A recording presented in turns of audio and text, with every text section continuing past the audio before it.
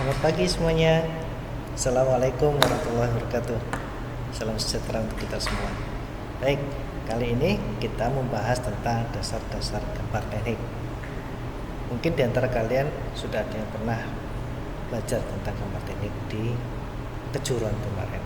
Bagi untuk anak-anakku yang SMA sederajat dan lain sebagainya, jangan patah arang, semua bisa dipelajari.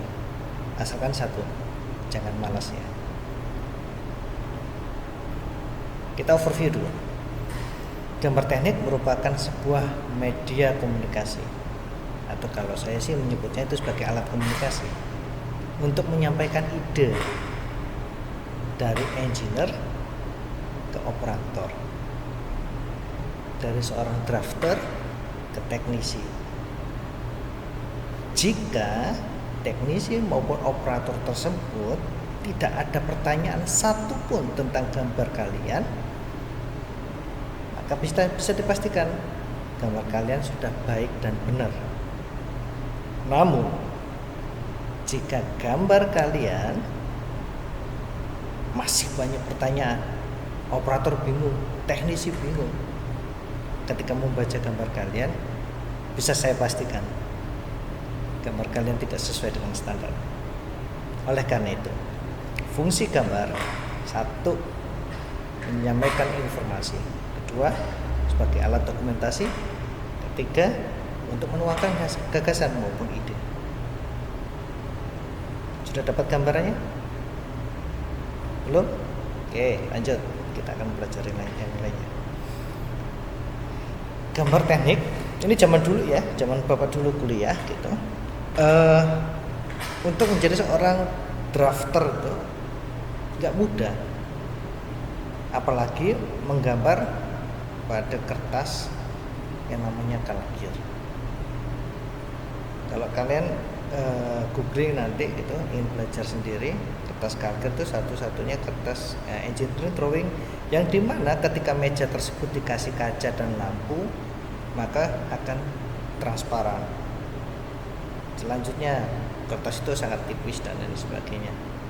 Dan idealnya secara ergonomik supaya kalian gak gampang lelah, jenuh dan lain sebagainya, meja gambarnya juga khusus. Biasanya teman-teman arsitek yang pakai. Untuk kita orang engineering sipil, teknik mesin, perkapalan dan lain sebagainya sangat jarang. Namun zaman dahulu kurikulum sebelum tahun 2000 hal seperti ini sebelum kedatangan AutoCAD ya dan kawan-kawan ini masih ramai digunakan. Selanjutnya ada alat bantu, jangka, pensil, penggaris, malnya itu bisa mal garis, mal huruf dan lain sebagainya. Nah ini favorit saya. Dulu kalau orang teknik gitu biar dianggap kece gitu sama lawan jenis, wah udah kemana-mana bawa torpedo. Di dalamnya pasti ada engineering drawing. Biasanya untuk kertas-kertas di atas ukuran A3. Kalau ukuran A3 masih muat di tas kita ketika kita gulung seperti itu. Namun untuk ukuran A2, A1 bahkan A0 itu nggak muat. Tujuannya tentu agar kertas kalian tidak rusak. Rusak di sini ada dua artian, basah sama terlipat. Terlipatnya acak dan lain sebagainya. Itu sangat dihindari. Nah, di dalam slide ini juga tertampil bagaimana tips untuk melipat kertas. Nah, nanti ketika offline kita akan belajar sama-sama bagaimana caranya melipat kertas gambar yang baik dan benar sesuai dengan standar. Cukup jelas? Oke, kita lanjut ya. Nah, ini alat bantu yang tadi kita jabarkan lagi. Saya tidak sebut merek, tapi yang paling jamak digunakan oleh para engineer dulu adalah ini. Mereknya Rotring. Ada yang mereknya standar. Mungkin ada yang lain, cuman saya belum pakai. Yang sering saya pakai adalah Rotring ini. Untuk penanya semuanya mempunyai ukuran tertentu.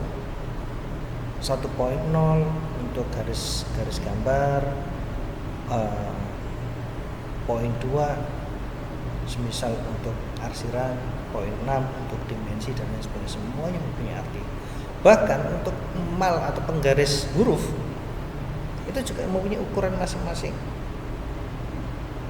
Ada yang 2 mili, ada yang 1 mili, bahkan lebih. Ya tergantung dari kualitas gambar yang ditentukan. Someday saya percaya alat-alat tradisional seperti ini tuh kita gunakan. Someday, dengan catatan mungkin pada saat kita di luar, di lapangan gitu ya, di lapangan tidak ada koneksi komputer sama sekali dan kalian diwajibkan untuk bisa membuat sketsa ataupun gambar teknik. Oleh karena itu, kemampuan kalian menggambar dengan alat bantu maupun dengan dengan tangan kosong itu diperlukan. Berapa harganya? Iseng aja, silakan cek di Google masing-masing. Kertas gambar pada umumnya digunakan itu berukuran A0, A1, A2, A3, A4, A5, bahkan sampai terkecil mungkin A6 atau sudah masuknya ke levelnya B. Namun sekali lagi untuk gambar teknik jarang digunakan sampai yang terkecil. Yang terkecil digunakan mostly sepengetahuan saya, mungkin saya bisa salah gitu. Sepengetahuan saya yang terkecil A4 dan yang terbesar A0. Ukuran-ukurannya sudah ada di slide ini. Nah, kalian bisa mempelajari dengan seksama. Kita lanjutkan. Di dalam kertas gambar itu pastinya mempunyai sebuah header maupun footer. Punya kepala gambar yang berisikan tentang identitas gambar dan lain sebagainya. Size-nya berbeda-beda dan juga tentunya mengacu pada standar masing-masing. Nah, kali ini kita menggunakan standar yang jamak digunakan di kota-kota. Nah, untuk header secara overall dimensinya sudah tertera pada slide ini dan lain sebagainya gitu. Namun standar ini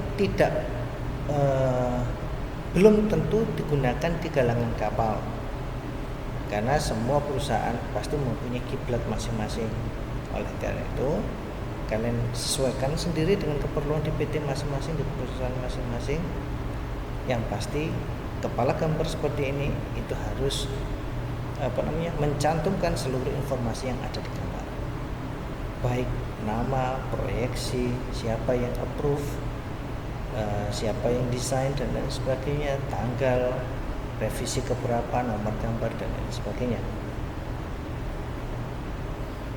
Nah, sama seperti tadi, ini lebih lengkap dengan dengan contoh yang sudah dikerjakan oleh teman-teman dari Bandung, dan tentunya ini standar baku untuk pendidikan, bukan standar baku untuk industri, karena setiap industri mempunyai standar masing-masing.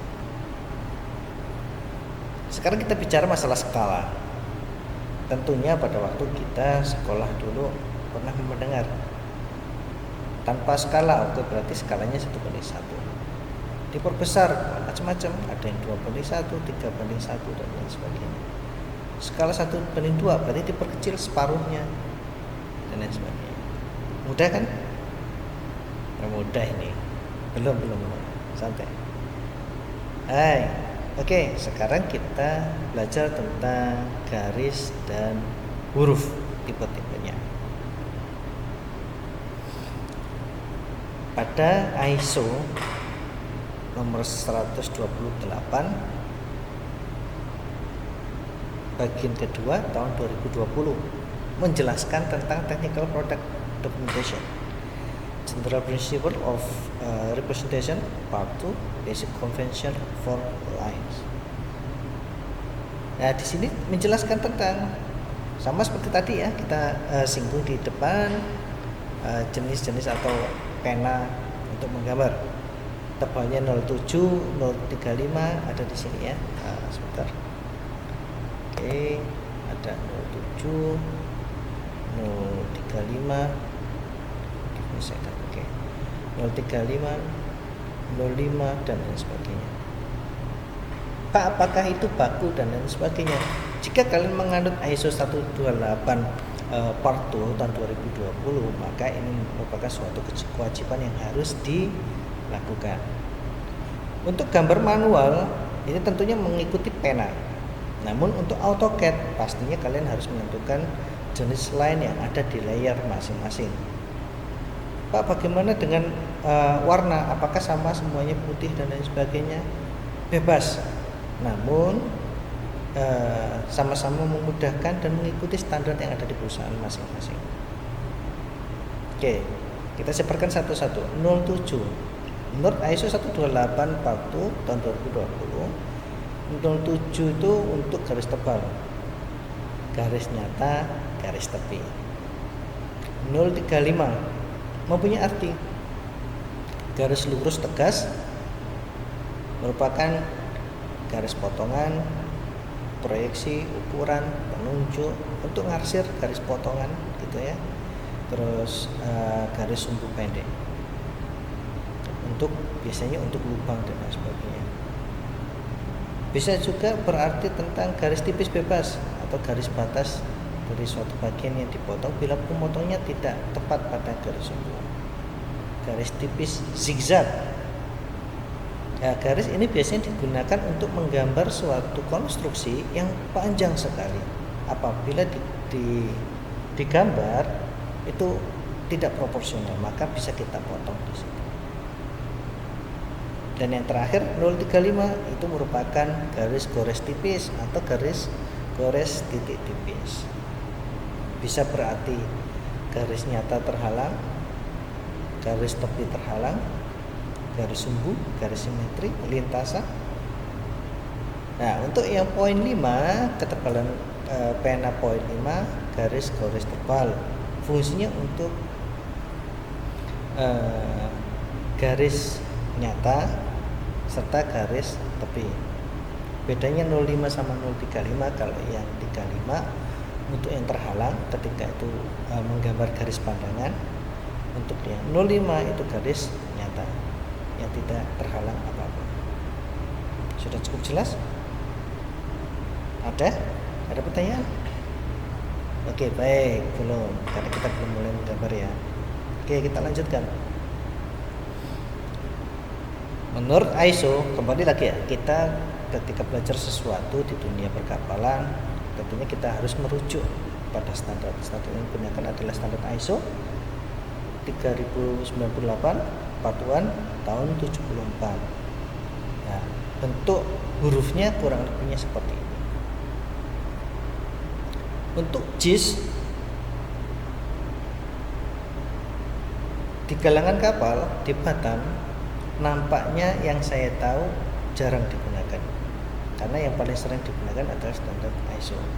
Namun tidak memungkinkan apabila jika ada klien ataupun customer dari Jepang, mereka minta standarnya seperti ini, maka mau nggak mau kalian harus melakukannya. Nah, ini dia tadi teknik untuk melipat kertas. Untuk tutorialnya akan saya bagikan, insya Allah akan saya bagikan pada part sendiri, video sendiri. Nah, kalian bisa mempelajari sendiri gitu ya, kalian bisa mencoba sendiri dan lain sebagainya. Dengan tugas sebelumnya, tugas 1, kalian punya engineering drawing, dan kalian amati dulu, pelajari dulu sembari nanti menunggu video tutorial dari saya. Oke, itu untuk pengantar gambar teknik pada sesi kali ini. Jika ada pertanyaan, silakan ditanyakan langsung ke saya atau kalian tulis di kolom komentar. Terima kasih atas perhatiannya. Tetap sehat, tetap semangat. Selamat pagi. Assalamualaikum warahmatullahi wabarakatuh. See you next.